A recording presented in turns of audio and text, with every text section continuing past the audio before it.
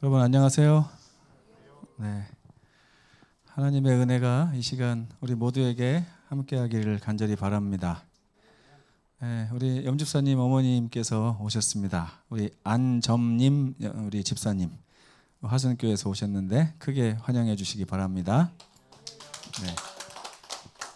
네. 제주에 오셔서 건강도 훨씬 더 좋아지시면 좋겠고 이렇게 하나님과도 더 가까워지셨으면 좋겠습니다.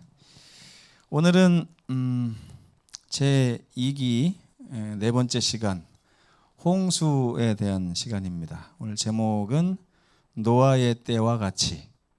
이번 주도 금요일에 교과를 할 수 없습니다. 전도회가 이제 3일 앞으로 다가왔죠. 그래서 오늘 이 교과를 한 번에 다 해드리려고 합니다. 촬영을 오늘 다 마쳤어요. 저는 이제 마쳤고 8개를 좀 찍었는데 좀 잘못된 것 같아서 다시 8개를 또 찍었습니다. 그래서 좀 힘든 시간을 보내면서 또 보람 있기도 하고 그래서 이제 모든 것이 준비되어 싸우니 이제 오라 하라는 이제 성령의 음성을 우리가 전할 때가 됐습니다. 오늘 예배가 마칠 때쯤에 제가 영상을 공유하는 법을 좀 가르쳐 드리겠습니다. 그래서 이번 금요일부터는 이제 3,000명에 달하는 사람들에게 복음이 뿌려져야 되기 때문에요. 여러분들 지금부터 많이 준비해 주시고 기도해 주시면 좋겠습니다. 우리 박 장로님은 몇 명 정도 지금 준비하셨습니까?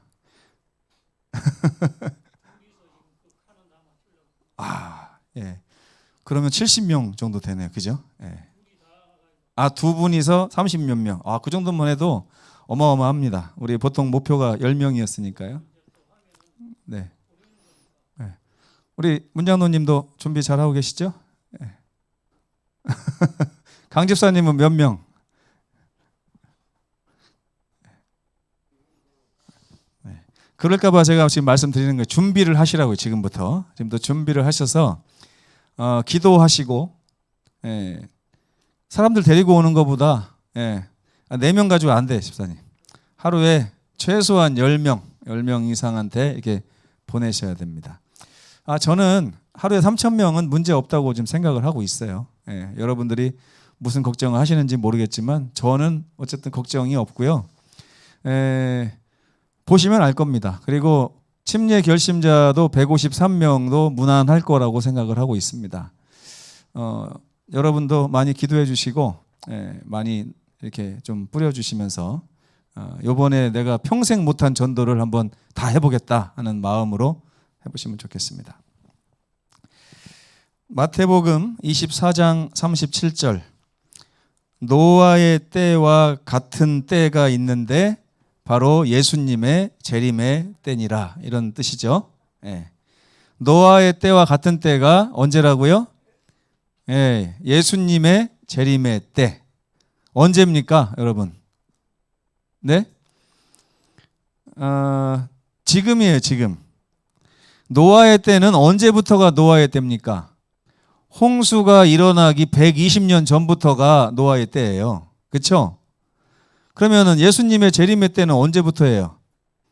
예수님의 재림이 지금 120년 남았을까요? 안 남았을까요? 절대 안 남았죠. 그죠? 120년에 10분의 1도 안 남았을 수도 있습니다. 지금 세상 돌아가는 거 보면. 그러니까 노아의 때보다 지금의 때가 훨씬 더 예수님의 재림이 가까운 때입니다. 심판이 가까운 때고요. 그런데 이제 그때 어떤 일이 있었느냐? 여러분 이걸 잘 보셔야 돼요. 한동안 가인이 범죄한 걸 지난주에 배웠잖아요. 이 가인이 범죄한 후로 가인의 후손들은요.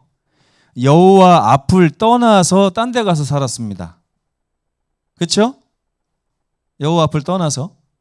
그러면은 여호와 앞에서 살았던 사람들은 누구일까요? 아담의 후손들, 셋의 자손들은 여호와 앞에서 살았을 거 아닙니까? 그죠? 그래가지고 그들만의 하나님을 섬기는 양의 제사의 문화가 성숙했겠죠. 또 가인을 따라서 나간 그 사람들은 이 땅의 소산으로 드리는 제사의 문화가 이제 이게 만들어졌을 것입니다. 그렇죠? 이렇게 오랜 시간 따로 떨어져서 이렇게 잘 교류하지 않았던 것 같아요. 예. 왜냐하면 생각이 다르고 사상이 다르기 때문에. 그런데 언제부터인가 문제가 생기기 시작합니다. 문제가. 자, 질문입니다. 아담의 후손들에게서 문제가 생겼을까요? 아니면 가인의 후손들에게서 문제가 생겼을까요? 네? 가인의 후손에게서 문제가 생겼으면 이거는 좋은 일이에요. 왜요? 그들이 가던 길을 바꿨을 거 아닙니까? 그죠? 근데 가인의 후손들은 길을 바꾸지 않았어요. 누가 길을 바꿨어요? 아담의 후손들, 이 셋의 후손들, 여호와 앞에서 살던 사람들이 가던 길을 바꾼 것입니다. 이게 홍수가 일어난 원인이에요. 여러분 이걸 잘 아셔야 돼요. 예. 하나님 앞에 살던 하나님의 아들들이 시편 27편 4절에 보면 다윗은 뭐라고 하냐면 나는 여호와의 전에서 뭘 보고 살겠다고 그랬어요? 네? 뭘 보고 살겠다고 그랬어요? 여호와의 아름다움을 보고 살겠다고 그랬어요. 그렇죠? 그러니까 하나님의 자손들 여호와 앞에 살고 있는 사람들은 뭘 보면서 사는 사람들이에요? 원래가 여호와의 아름다움을 보면서 사는 사람들이에요. 그런데 창세기 6장에 보면 이 여호와의 아름다움을 보며 살던 사람들이 보는 대상을 바꿉니다. 어떻게 바꿔요? 하나님의 아들들이 아름다움은 아름다움인데 이제 여호와보다 뭐가 더 아름다워요? 사람의 그 가인의 딸들이 더 아름다운 걸 봤습니다. 이게 홍수의 원인이에요, 여러분. 하나님의 백성들과 세상의 멸망의 백성들이 있는데 이 세상의 종말을 초래하는 이 부류는 어느 부류라고 하는 거예요? 가인의 후손이라고요? 아니에요. 하나님 편에서 여호와의 아름다움을 봐야 하는 사람들이 방향을 바꿀 때 세상이 종말이 오는 것입니다. 오늘날도 그러면 예수께서 오실 때도 노아의 때와 똑같다고 그랬어요. 그럼 오늘날에도 어떤 일이 벌어질까요? 여호와의 아름다움을 바라봐야 할 하나님의 백성들이 뭘 바라보기 시작해요? 사람의 딸들의 아름다움을, 이 세상의 아름다움을 보기 시작할 때 이 세상이 종말이 오는 것입니다. 하나님께서 이 상황을 보면서 한탄을 하셨어요. 하나님은요, 가인을 보면서 한탄하지 않으셨습니다. 하나님은 가인을 보면서 어떻게 하셨는지 아세요? 아주 부드럽게 다시 회복하도록 그 마음을 어루만지고 용납하고 표를 주시고 이렇게 하셨어요. 그런데 하나님의 백성들이 바라보던 것을 바꿨을 때 한탄을 하십니다. 그러면서 뭐라고 그래요? 나의 영이 영원히 사람과 함께 하지 아니하리니 이는 그들이 뭐가 됐다고요? 육신이 되었다. 하나님이 실망하고 하나님이 한탄할 때는 이겁니다. 저도 말씀을 준비하면서 제가 언제 한탄을 하나 봤더니 이 서귀포 사람들이 부족하고 죄가 많아서 한탄할 때가 별로 없더라고요. 목회하면서 언제 한탄이 나오는지 아세요? 성도들이 바라보는 것을 바꾸고 빈자리가 늘고 하나님의 성전을 사모하는 대신에 다른 것을 향해서 바쁘게 뛰는 모습을 볼 때 제가 한탄을 하는 것입니다. 근데 여러분, 그 결과가 되게 중요해요. 그 결과. 다른 것을 바라보다 보니까 사람들이 뭐가 됐다고요? 육신이 돼버렸대요. 육신. 원래 하나님의 백성들은 어떤 백성들입니까? 그 삶의 특징이 어때요? 거룩합니다. 거룩해요. 아주 거룩해요. 이 거룩하던 사람들의 그 거룩의 원인이 어디에 있냐면 거룩하신 분을 바라보니까 거룩해지는 거예요. 그런데 그 거룩하신 분을 바라보던 사람들이 시선을 돌려서 속된 것을 바라보기 시작하니까 어떻게 됐어요? 신성을 잃어버리고 육신이 돼버렸다는 거예요. 육신이 되니까 하나님이 한탄하심과 동시에 이제는 세상에 심판을 베푸실 일만 남은 것입니다. 더 이상 어떻게 할 방법이 없어요. 불행만 가중되고 죄가 만연하고. 그래서 하나님이 노아에게 이렇게 말합니다. 모든 혈육 있는 자의 포악함, 반쪽만의 포악함이 아니라 모든 혈육 있는 자들의 포악함을 하나님이 보시고 그 포악함이 땅에 가득했다.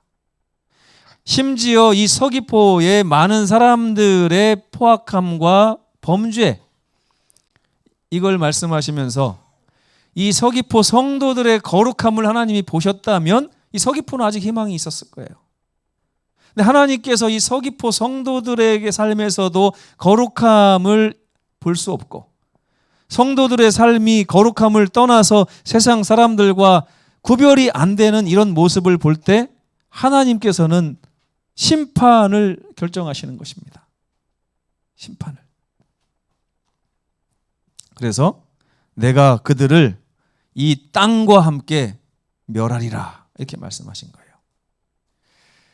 근데 하나님의 사랑은 끝까지 사랑하는 그런 사랑이시죠. 네. 하나님께서는 노아에게 뭘 만들으라고 했어요? 방주. 물로 세상을 멸망시키실 하나님께서 물로부터 그들을 보호할 수 있는 수단을 마련하십니다. 누구의 손을 빌려서요? 노아의 손을 빌려서. 노아의 때와 예수님의 재림의 때는 같습니다. 그렇다면 오늘날에도 누가 필요합니까? 방주를 만들 사람들이 필요해요. 이 세상이 아무리 썩고 병들었다 할지라도 하나님께서는 이 모든 교회에 다니는 재림신앙 하는 분들까지 다 마음이 육신이 됐다 할지라도 그 가운데서 누굴 찾으시냐면 노아와 같이 방주를 지을 자를 찾으시고 계십니다. 노아는 당대의 의인이었더라 하는 말이 있습니다. 여러분은 이 세상 사람들과 같이 다 육신이 되시기를 원하십니까? 아니면 방주를 지을 노아가 되기를 원하십니까? 노아의 때와 같이 예수님의 재림의 때도 방주를 지을 사람이 필요합니다. 그 사람과 하나님은 언약을 맺으세요. 너와는 내가 내 언약을 세우리니 너는 방주를 만들고 방주로 들어가 너의 생명을 보존하라. 내가 너를 통해서 세상을 다시 번성하게 하리라. 하나님께서는요, 심판을 면할 수 있는 방법, 어려운 걸 만들어 놓지 않으셨습니다. 단지 하나예요. 세상을 하나님이 물로 멸망시킨다는 사실. 노아가 120년 동안 전했던 게 뭡니까? 우리 인생들의 죄악이 너무 만연해서 하나님께서 조만간 이 세상을 물로 멸망시키겠다고 말씀하셨습니다. 여러분, 지금이라도 다시 한번 바라보던 것을 바꾸고 사람의 딸들을 바라보던 시선을 돌려서 여호와의 아름다움을 바라보는 성도가 되십시오 하는 게 120년 동안의 망치소리였어요. 여러분, 오늘날 그런 때입니다. 여러분이 생각하듯이 그렇게 평안하다, 안전하다 할 그때가 아니에요. 제가 이번에 전도의 말씀 준비하면서 갑자기 이 평안하다, 안전하다는 그것이 좀 꽂혔어요. 도대체 무슨 소리지? 전쟁이 안 난다는 얘기인가? 아니에요. 생각해 보니까 지금 이 인자가 다시 올 이 시대는 노아의 시대와 같이 굉장히 급박한 시기입니다. 굉장히 위험하고 굉장히 급하고 굉장히 위태로운 시간인데 하나님의 백성들이 어떻게 느낀다고요? 평안하다, 안전하다. 교회 가는 것도 편안하고 교회 안 가도 편안하고 전도를 하는 것도 누가 뭐라고 안 하고 전도를 하지 않아도 뭐라고 안 하고 평안하다, 안전하다 할 바로 그때에 우리 주께서 오신다는 것입니다. 잉태한 여인의 해산 고통이 이름과 같이 갑자기 그렇게 오신다는 거예요. 심판을 면하기 위해서 이 세상이 종말로 치닫고 있다는 사실을 세상에 알릴 필요가 있습니다. 그리고 그 종말을 피하기 위해서 하나님께서 피할 길을 내셨음을 세상에 알릴 필요가 있습니다. 이게 노아의 일이었어요. 오늘날 하나님께서는 또 다른 노아를 필요로 하십니다. 그로부터 120년이 흐른 후에 하나님의 말씀대로 홍수가 40일 동안 내렸고 150일 동안 천하가 잠겼습니다. 저는 그냥 창세기 읽으면서 그런가 보다 했는데요. 이거 한번 생각을 해봤어요. 비가 억수로 굵은 장대비가 여러분 가끔 보면은 와이퍼로 막 이렇게 해도 하나도 안 보일 때 있죠. 비 많이 올 때. 그런 비가 40일 동안 내린다고 생각을 해보세요. 노아가 방주에 타서 어떤 생각이 들었을까요? 여러분 차를 타고 가는데요. 아 이거 유리 깨지는 거 아니야? 이 생각이 들더라고요. 비가 많이 오니까. 근데 그 홍수에 내린 비는 그 당시에 지금만도 못한 과학기술로 만든 이 방주를 때렸을 거 아닙니까? 그죠? 저희 집에 보면은 천장이 뚫린 데가 몇 군데 있는데 거기 빗소리가 장난이 아니에요. 예, 막 떠내려갈 것 같아. 막 무너질 것 같은데 그런 소리를 40일 동안 들었다고 생각해 보세요. 야, 두렵고 떨리지 않았겠습니까? 그때 노아가 하루에 아침 예배를 2번씩 드렸지 않을까 싶습니다. 근데 이제 비가 그쳤어요. 비가 그쳤는데 나가보니까 그동안은 비 때문에 몰랐는데 온 사방이 물이고 그동안 보던 것이 하나도 없는 생전 처음 보는 세상이 열렸습니다. 근데 물이 빠질 생각을 안 해요. 며칠 동안요? 5달 동안. 5달 동안 끝이 안 보이는 거예요. 의심의 시간이 충분할까요? 와 정말 이거 하나님이 비 내린 게 아니라 이거 완전히 천재지변이 일어나고 지구가 이대로 끝나는 거 아니야? 이거 방주에서 버틸 수 있을까?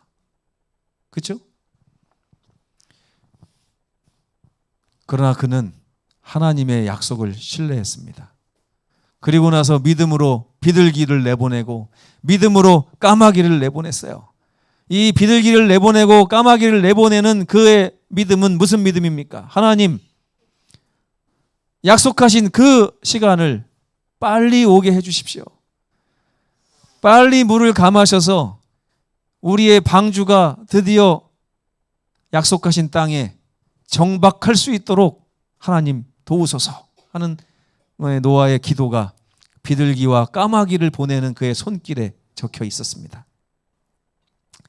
마침내 땅이 다시 드러났고 새로운 세상이 열렸을 때 하나님께서는 노아에게 야 190일 동안 정말 수고 많았다. 얼마나 힘들었니? 그러면서 그 방주에서 나오는 얼마나 깝깝했겠습니까? 그렇죠? 방주에서 나온 노아에게 무지개를 보여주시면서 아빠가 잘못했다. 다시는 그러지 않을게. 그러면서 이제 너에게 복을 주겠어 하면서 따뜻하게 위로하시는 하나님의 모습을 우리가 창세기에서 볼 수 있습니다. 성경은 마지막 시대도 노아의 시대와 똑같을 것이라고 말합니다. 마지막 시대에도 사람들은 타락할 것이고 하나님의 음성을 거절할 것입니다. 그리고 생각하지 않을 때에 심판이 이르러 그들을 멸망시킬 것입니다.